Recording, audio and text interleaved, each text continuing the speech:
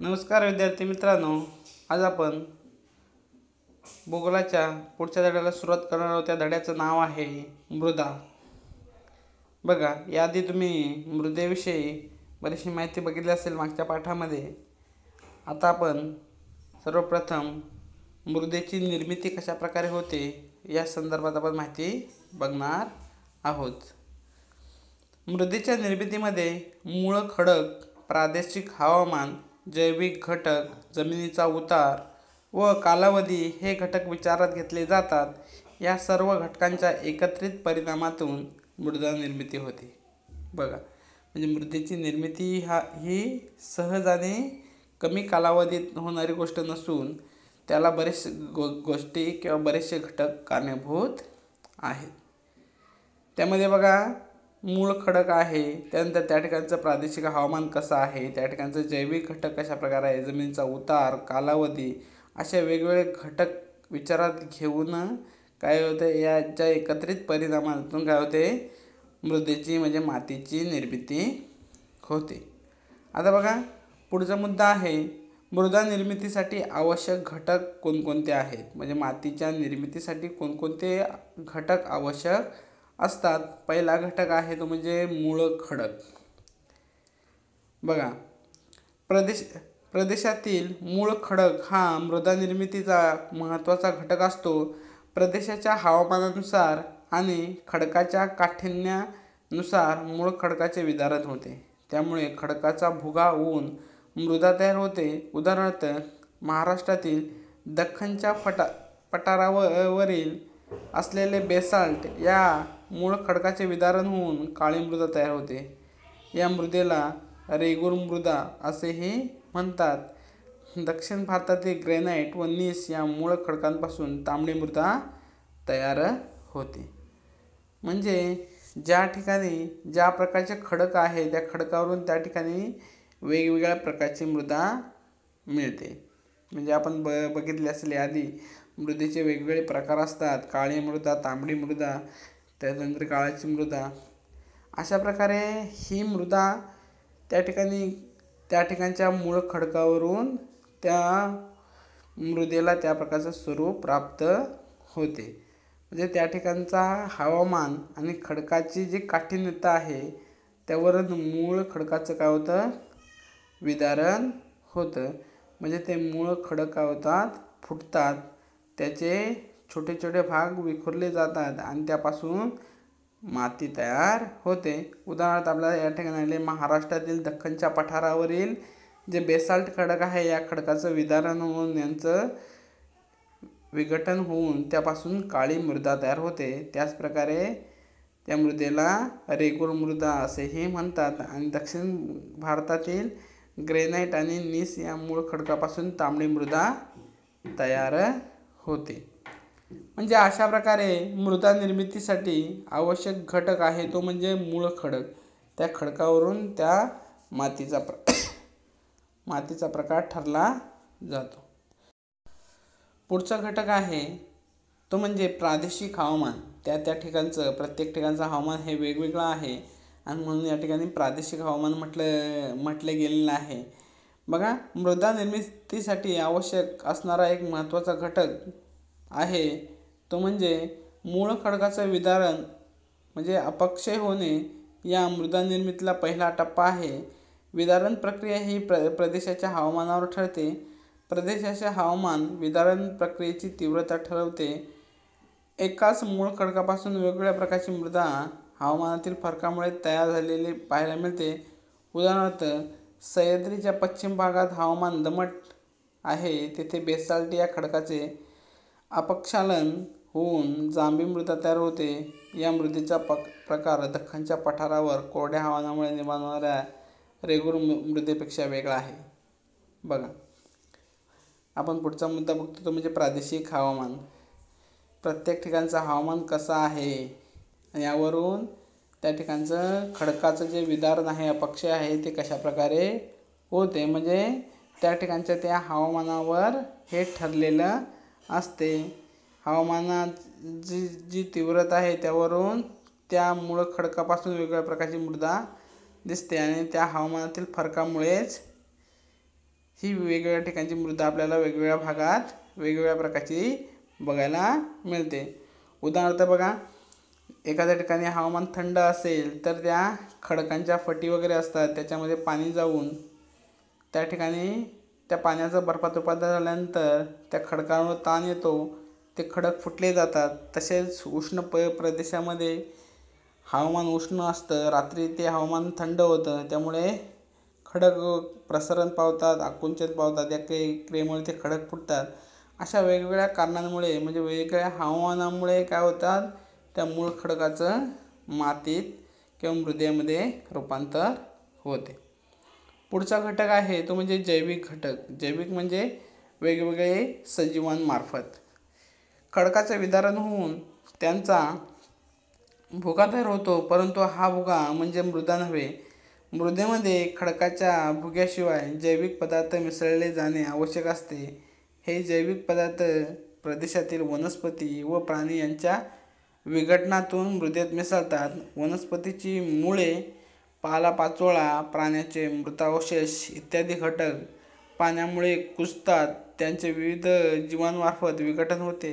उदाहरणार्थ गांडूळ, त्यानंतर सहस्त्रपाद म्हणजे पैसा किडा, वाळवी, गोम, मुंग्या इत्यादी अशा विघटित झालेल्या जैविक पदार्थास ह्युमस असे म्हणतात. मृदेमध्ये ह्युमसचे प्रमाण अधिक असेल तर मृदा सुपीक असते. बघा जैविक घटक म्हणजे खडकाचे जे विदारण होऊन त्याचा फक्त भुगा तयार होणे म्हणजे मृदा नव्हे, तर त्या मृदेमध्ये काय असणे, तर जैविक पदार्थ मिसळले जाणे आवश्यक आहे.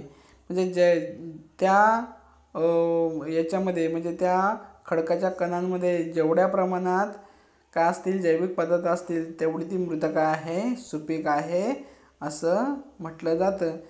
कारण बघा जैविक पदार्थ म्हणजे वनस्पती आहे, प्राणी आहे, यांच्या विघटनातून त्या मृदेत ते पदार्थ काय होतात, मिसळले जातात. पालापाचोळा आहे, प्राण्यांचे मृत अवशेष आहे आणि त्यामुळे हे विघटन होऊन काय होतात, त्या मातीमध्ये ते मिसळले जातात आणि त्यापासून म्हणजे या विघटित झालेल्या जैविक पदार्थात ह्युमस असे म्हणतात. आणि या ह्युमसचे प्रमाण काय आहे, अधिक असेल तर ती मृदा अधिक सुपीक मानली जाते. अनेक जीवांमार्फत विघटनाची प्रक्रिया होत असते, त्यामुळे अलीकडे गांडूळ खत निर्मितीचे प्रयोग मोठ्या प्रमाणात केले जात आहेत. गांडूळ खत किंवा कंपोस्ट खताने खत निर्मितीची प्रक्रिया समजून घ्या. खत निर्मितीच्या प्रक्रियेला काही कालावधी लागतो व त्याला काही आवश्यक घटकही लागतात. उदाहरणार्थ ओला कचरा, पाणी, उष्णता इत्यादी. बघा आता हे जे विघटन होतं हे अनेक जीवांमार्फत होते. ही विघटनाची प्रक्रिया अनेक जीवांमार्फत होते, म्हणून अलीकडेच बघा गांडूळ खत निर्मितीचे प्रयोगसुद्धा मोठ्या प्रमाणात काय केले जातात. तुम्ही कुठेतरी बघितलं असेल किंवा एखादा व्हिडिओ त्या संदर्भात बघितला असेल की गांडूळ खत कशा प्रकारे तयार केलं जातं. कंपोस्ट खत निर्मिती ही प्रक्रिया आपण समजून घ्यायची आहे. म्हणजे खत निर्मितीच्या या प्रक्रियेचा जो कालावधी आहे त्याला आवश्यक घटक लागतात. त्यामध्ये ओला कचरा आहे, पाणी आणि उष्णता इत्यादी घटकांचा समावेश होतो. पुढचा मुद्दा आहे तो म्हणजे कालावधी. मृदा निर्मिती ही एक नैसर्गिक प्रक्रिया आहे. या प्रक्रियेमध्ये मूळ खडकाचे विदारण, हवामान व जैविक घटक या सर्व बाबींचा समावेश होतो. ही प्रक्रिया मंद गतीने होत असल्यामुळे मृदा निर्मितीचा कालावधी मोठा असतो. उच्च दर्जाच्या मृदेचा 2.5 सेमीचा थर निर्माण होण्यासाठी हजारो वर्षाचा कालावधी लागतो. यावरून मृदा अनमोल असते हे लक्षात घ्या. जास्त तापमान व जास्त पाऊस असलेल्या प्रदेशात मृदा निर्मितीची प्रक्रिया जलद होत असते. त्यामुळे कमी तापमान व कमी पाऊस असलेल्या प्रदेशात मृदा निर्मितीची प्रक्रिया कालावधी जास्त लागतो. बघा पुढचा मुद्दा आपण बघतो, मृदा निर्मितीसाठी आवश्यक घटक तो म्हणजे कालावधी. मृदा निर्मितीची ही प्रक्रिया आहे ही सहज काही दिवसात किंवा काही वर्षात न घडणारी घटना आहे. ही एकदम मंद गतीने म्हणजे एकदम हळूहळू होणारी प्रक्रिया आहे. त्यामध्ये बऱ्याचशा घटकांचा समावेश होतो आणि बऱ्याचशा घटकांच्या प्रक्रियेतून काय होते, अतिशय मंद गतीने मृदा निर्मिती होते. बघा 2.5 सेमी थर निर्माण होण्यासाठी हजारो वर्षाचा कालावधी लागतो. यावरून आपल्याला लक्षात येतं की मृदा किती अनमोल आहे. ज्या प्रदेशामध्ये तापमान व जास्त पाऊस आहे त्या ठिकाणी मृदा निर्मितीची प्रक्रिया काय होते, जलद होत असते. त्या मानाने ज्या ठिकाणी तापमान कमी आणि पाऊस कमी त्या ठिकाणी मृदा निर्मितीची प्रक्रिया कालावधी काय लागतो, जास्त लागतो. म्हणजे कालावधी हा सुद्धा मृदा निर्मितीच्या याच्यातील एक महत्त्वाचा घटक आहे.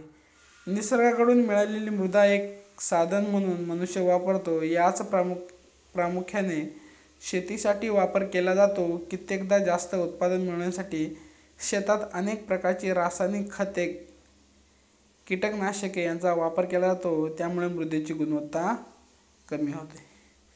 बघा आता निसर्गाकडून आपल्याला ही जी मृदा मिळालेली आहे ही एक आपली साधन संपत्ती आहे आणि मनुष्य या साधन संपत्तीचा वापर करून आपल्या उपजीविकेची बरीचशी काय करतो, वस्तू तयार करतो. त्यामुळे आपण बघा शेतीचा वापर करून कितीतरी जास्त उत्पादन आपण शेतातून हे करतो. मात्र शेतातून जास्त उत्पादन मिळण्यासाठी आपण बऱ्याच वेळा काय करतो, त्या शेतामध्ये रासायनिक खतांचा, कीटकनाशक यांचा वापर करतो. मात्र त्यामुळे काय होते, मृदेची जी गुणवत्ता आहे, सुपीकता आहे ती काय होते, कमी कमी होत जाते. म्हणजे अशा प्रकारे काय आहे, मृदा निर्मितीसाठी आवश्यक हे घटक आहेत. पुढे बघा भौगोलिक स्पष्टीकरण. पृथ्वीवरील सजीव सृष्टीतील महत्त्वाचा घटक म्हणजे वनस्पती होय. या वनस्पती निर्मितीची वाढ आणि आधार म्हणून मृदेचे असाधारण महत्त्व आहे. या प्रदेशात सुपीक मृदा आहे तेथे वनस्पती मोठ्या प्रमाणात समृद्ध झालेले असतात. उदाहरणार्थ विषुववृत्तीय प्रदेश. ज्या प्रदेशात सुपीक मृदा नसते तेथे वनस्पतीची वाढ कमी होते. उदाहरणार्थ वाळवंटी प्रदेश. मृदेची कमतरता असते तेथे वनस्पती जीवनाचा अभाव आढळतो. उदाहरणार्थ ध्रुवीय प्रदेश. बघा एखाद्या ठिकाणची मृदा कशा प्रकारे आहे, त्या ठिकाणचं हवामान कसं आहे, यावरून त्या ठिकाणचं वनस्पती जीवन कशा प्रकारे आहे, त्या ठिकाणी कोणकोणत्या वनस्पती आढळतील हे सर्व ठरले जाते. म्हणजे या पृथ्वीवर सजीवसृष्टीतील महत्त्वाचा घटक म्हणजे वनस्पती आहे आणि या वनस्पतीच्या निर्मितीसाठी, त्याचा वाढ होण्यासाठी, त्याला आधार मिळण्यासाठी मृदा ही खूप महत्त्वाची आहे. मृदेचं महत्त्व अनन्यसाधारण आहे. आता बघा बऱ्याच प्रदेशात सुपीक मृदा आहे, त्या ठिकाणी त्या सुपीक मृदेमध्ये त्या ठिकाणी वनस्पती जीवनसुद्धा मोठ्या प्रमाणात असतं. उदाहरणार्थ विषुववृत्तीय प्रदेश. आणि ज्या प्रदेशामध्ये सुपीक मृदा नसते त्या ठिकाणी वनस्पतीची वाढ काय होते, कमी होते. उदाहरणार्थ वाळवंटी प्रदेश. आपल्या भारतामध्ये राजस्थानसारखा वाळवंटी प्रदेश आहे, त्या ठिकाणी मृदेची कमतरता आहे, त्यामुळे त्या ठिकाणी वनस्पती कमी प्रमाणात आढळतात. म्हणजे वनस्पती ही त्या ठिकाणच्या मृदेवरून ठरते की त्या ठिकाणी कशा प्रकारे वनस्पती जीवन असेल. केवळ योग्य हवामान, भरपूर पाणी आणि सूर्यप्रकाश असल्याने वनस्पती जीवन समृद्ध होऊ शकत नाही. वनस्पतीच्या योग्य वाढीसाठी सुपीक मृदा महत्त्वाची असते. बघा म्हणजे केवळ योग्य हवामान आहे किंवा भरपूर पाणी आणि सूर्यप्रकाश असल्यामुळे वनस्पती जीवन समृद्ध होत नाही, तर वनस्पतीच्या वाढीसाठी काय आहे, सुपीक मृदा महत्त्वाची आहे. का त्या मृदेतील बरेचसे घटक त्या वनस्पतीसाठी आवश्यक असतात. बघा जमिनीत बी टाकल्याने पीक येते हे मानवाला समजल्याने त्याने मृदेचा वापर करायला सुरुवात केली. हळूहळू हे त्याच्या लक्षात आले की नदीकाठच्या सुपीक मृदेत पीक जास्त येते. मग मानव नदीकाठच्या प्रदेशात समूहाने राहू लागला. त्यामुळे नदीकाठी मानवाच्या प्राचीन संस्कृतीचा उदय झाला. उदाहरणार्थ सिंधू हडप्पा संस्कृती. बघा आजही तुम्ही जर भौगोलिकदृष्ट्या किंवा वेगवेगळ्या याने जर तुम्ही हे केलं तर आजही बऱ्याचशा वस्त्या ह्या नदीकाठी वसलेल्या आहेत. बघा पूर्वीच्या काळी म्हणजे ज्या वेळेस माणूस भटकंती करत होता त्यावेळेस जमिनीत बी टाकल्याने पीक येते हे मानवाला समजले आणि त्यानंतर म्हणजे शेतीचा शोध लागला आणि शेतीचा शोध लागल्याने मानवाचं जीवन काय झालं, स्थिर झालं. हळूहळू मानवाच्या लक्षात आलं की नदीकाठची जी जमीन आहे ती सुपीक आहे आणि त्या सुपीक जमिनीमध्ये पीक हे चांगल्या प्रकारे येते. मग मानव काय करू लागला, समूहाने नदीच्या काठी राहू लागला. त्यामुळे नदीच्या काठी प्राचीन संस्कृतीचा उदय झालेला आहे. अशाच प्रकारे आपल्याला 2 शहरं सिंधू आणि हडप्पा ही संस्कृती म्हणजे ही शहरं नदीकाठी वसलेली आपल्याला दिसतात. म्हणजे ही नदीकाठी प्राचीन संस्कृती उदयास आलेली आहे हे आपल्या यातून लक्षात येते. यानंतर राहिलेला जो भाग आहे ते आपण पुढच्या लेक्चरला बघणार आहोत.